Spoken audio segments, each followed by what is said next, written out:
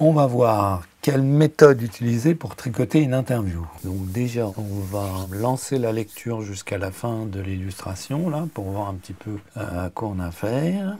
C'est une photo que j'ai prise il y a quelques temps, en fait, avec cette jeune fille qui souffrait, comme elle me disait, d'obésité et qui a été dans une structure d'accueil pour être rééduquée sur son alimentation, pour apprendre à bien se nourrir, à faire du sport, pour perdre du poids. Et c'était dans un hôpital de jour.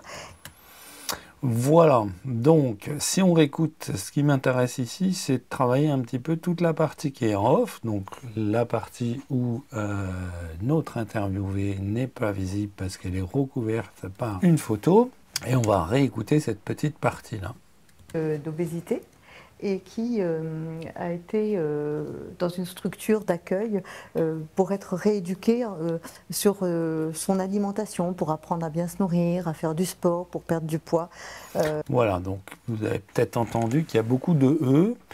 Et comme dans mon film, ce serait la première interview, je préfère adoucir un petit peu les choses parce que la première rencontre avec un personnage, ben, c'est assez important dans un film. Donc on va essayer d'enlever tous ces « e » dans cette première partie d'interview. Peut-être que plus tard, on les laissera. Mais pour une meilleure entrée en matière, on va essayer de nettoyer un peu et profiter de cette photo pour nettoyer un petit peu. Donc la première chose à faire, c'est d'engager le défilement audio. Alors le défilement audio, c'est cette petite icône là, il faut qu'il soit bleu. Alors je ne sais pas si c'est lié à la version 11 de Final Cut ou si j'avais jamais vu ça, mais là vous voyez, je ne peux pas le désactiver en le cliquant. Donc à ce moment-là, vous allez dans Visionner et puis vous faites bien attention que audio lors du survol soit activé. S'il est activé, quand on utilise les flèches droite et flèches gauche,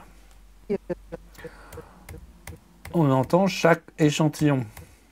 Voilà, ce qui va me permettre de placer ma tête de lecture très précisément. S'il n'est pas activé, hop, je le désactive.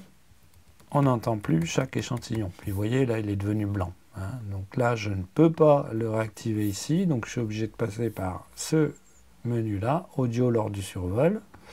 Et je l'active. Donc ça, c'est important parce que ça va nous être très utile. Alors, comment on va s'y prendre? Le principe, ça va être couper les E en mettant un in, un out, et puis en faisant delete, et éventuellement en rectifiant de tir si on a été un peu brutal ou si notre in-out n'est pas bien placé. Donc on va s'y mettre. Et qui a été... Voilà, donc on va enlever le E qui est après et qui. Et qui... Voilà, donc là j'utilise les flèches gauche. Et qui. Le E il commence là, donc je mets un in, j'appuie sur I. Et puis on va aller avant le A et T.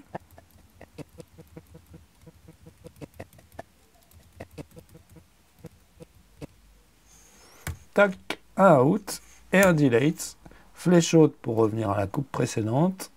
Et on lance la lecture. Et qui a été dans une... Bon, je pense que c'est assez propre. Qui a été... Voilà, on va continuer. A été... On va essayer d'enlever ce E là. A été E. A été...